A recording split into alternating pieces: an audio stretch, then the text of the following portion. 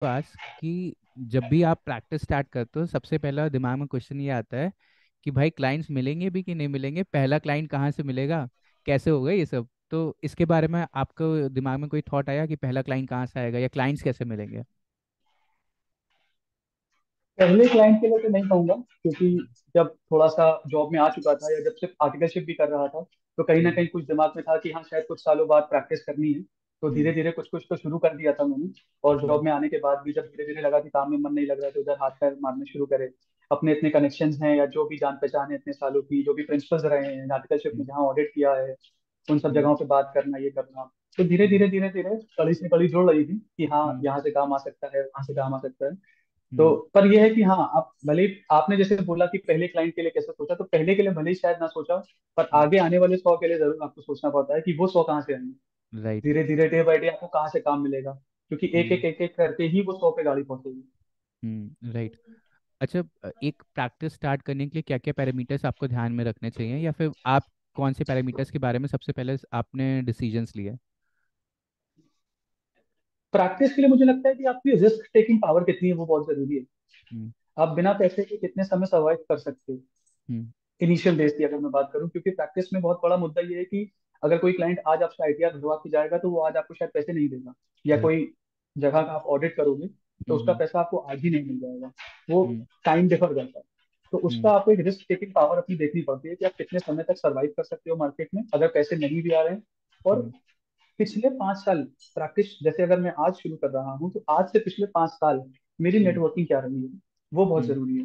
100%। तो अगर आपकी नेटवर्किंग अच्छी स्ट्रांग है, आप थोड़ा 3-4 महीने की आपके पास सेविंग्स हैं, आप सर्वाइव कर सकते हो, तो मेरे हम्म। हिसाब से फिर उतनी समस्या नहीं आती है, क्योंकि काम है मार्केट में, काम करने वाले लोग चाहिए।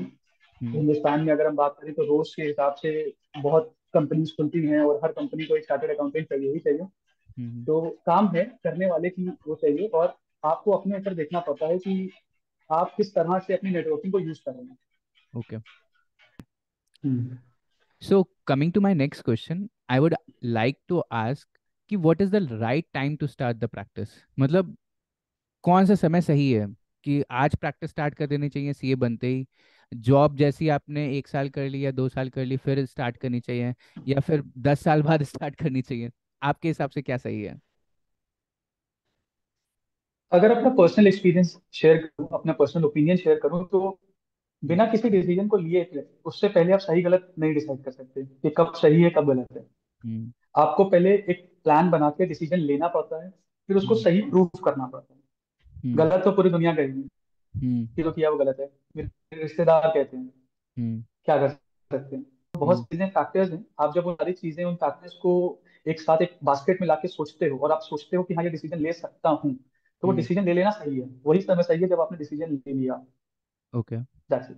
That was a really good answer. And by the way भाई, तुम्हारे रूम का वॉलपेपर जो है, आई गेस ये ऑफिस स्पेस है जहाँ पे तुम प्रैक्टिस करोगे, बहुत ही बढ़िया लग रहा बहुत बहुत शुक्रिया यार, बहुत समय लगा इसको ढूंढने में। है। ओके।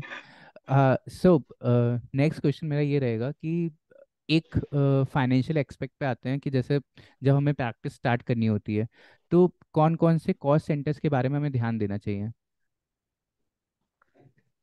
प्रैक्टिस में मुझे लगता है कि वैसे कॉस्ट कम है, डिपेंडिंग आप कितने बड़े सेक्टर हम्म। पे, कितने बड़े जगह पे अपना ऑफिस स्टार्ट करना चाहते हैं। हम्म। जैसे फॉर एग्जांपल मैंने जो अपना ऑफिस स्टार्ट किया अभी बहुत बड़ा नहीं है, बट इनिशियली मेरे हिसाब से मेरे लिए ठीक था ये, कि हाँ मैं हम्म। बैठ सकूँ, मेरे क्लाइंट्स आके बैठ सके, मैं आर्टिकल रख सकूँ और अपने हम्म। डे टू डे के काम चलते रहें। हम्म। मेरे को किसी से मिलना है तो उसको आने में समस्या ना हो, लोकेशन मैटर करती है। और फिर हम्म। आसपास की सराउंडिंग्स में कितने और चार्टर्ड अकाउंटेंट्स पहले से बैठ रहे हैं नहीं बैठ रहे हैं, वो चीज मैटर करती है। हम्म। तो कॉस्ट की अगर हम बात करें तो बहुत ज्यादा कॉस्ट तो नहीं है, आप बहुत मिनिमम कॉस्ट में भी प्रैक्टिस को शुरू कर सकते हो। हम्म। बट ये है कि गुड़ में जितनी चीनी डालते जाओगे उतना मीठा होता जाएगा। हम्म। तो आप जितना पैसा लगाते जाओ उतना कम है, और अगर आप चाहो तो आप कम में भी स्टार्ट कर सकते हो। तो depend on the person and the उसका थॉट प्रोसेस क्या है, वो किस हिसाब से शुरू करना चाहता है, वो जरूरी है। Okay. When you make your mind कि तुम्हें प्रैक्टिस करनी है, तो सबसे बड़ा क्वेश्चन दिमाग में आता है कि एक ऑलरेडी स्टैब्लिश्ड फर्म है उसको ज्वाइन कर लें एज अ पार्टनर, या खुद की सोल प्रोप्राइटर फर्म से स्टार्ट करें। So what was your thought process behind it?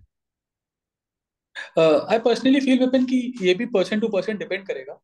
Hmm. Because जब मैंने ये सोचा कि मुझे प्रैक्टिस करनी, तो मेरे सामने भी सेम क्वेश्चन था कि मैं पहले से स्टैब्लिश्ड किसी फर्म को एज अ पार्टनर ज्वाइन कर लूं या मैं अपनी फर्म को स्टार्ट करूं। हम्म। ऑब्वियसली पार्टनर ज्वाइन करूंगा तो मेरे हाथ में एक इनकम आना शुरू हो जाती है, मुझे क्लाइंट्स के पीछे ज्यादा नहीं भागना पड़ता, पहले से स्टैब्लिश्ड होती। हम्म। पर मेरा ऐसा मानना था कि मैं शायद काम तो फिर उसी फर्म के लिए कर रहा हूँ ना, राइट।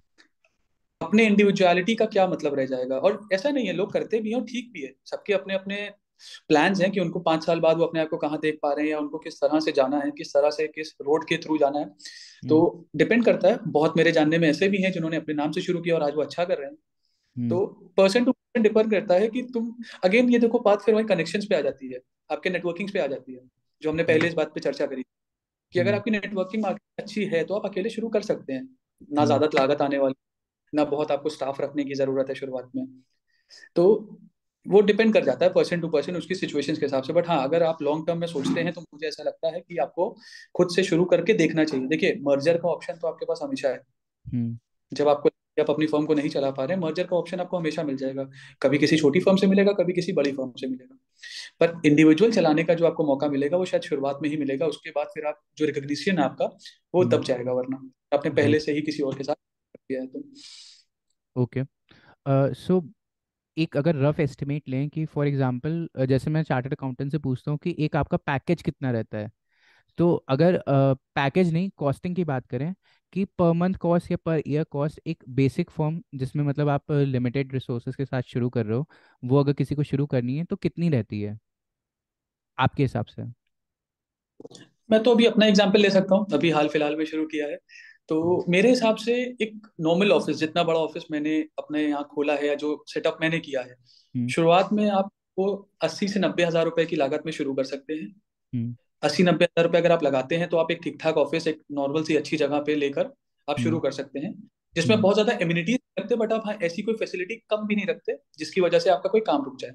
ओके। और इसके मंथली एक्सपेंस की अगर हम बात करें तो मंथली एक्सपेंस में मुझे ऐसा लगता है रेंट, इलेक्ट्रिसिटी, आपके चाय पानी के खर्चे जो हमारे ऑफिसेज में ज्यादा होते हैं, हम्म। हम्म। और ये सब मिला के 17-18 हज़ार रुपये, 17 हज़ार रुपये में सीमित किया जा सकता है इसको। Okay. That was a really great insight given by you, क्योंकि बहुत सारे चार्टर्ड अकाउंटेंट्स को अगर प्रैक्टिस स्टार्ट करनी है तो उन्हें एस्टिमेशन प्रॉब्लम हो रही होती है कि कितना खर्चा हो जाएगा, या फिर कितना एक हम सेट फंड या कॉपस लेके चलें कि हमें प्रैक्टिस में हम्म। कोई दिक्कत ना आए। So coming to my next question, when you consider about your break even point, कि आपका एक जो कॉस्ट लग रही है उसमें ब्रेक इवन पे आने में कितना समय लग जाएगा, इसके बारे में आपने सोचा या फिर आपका क्या सोचना है?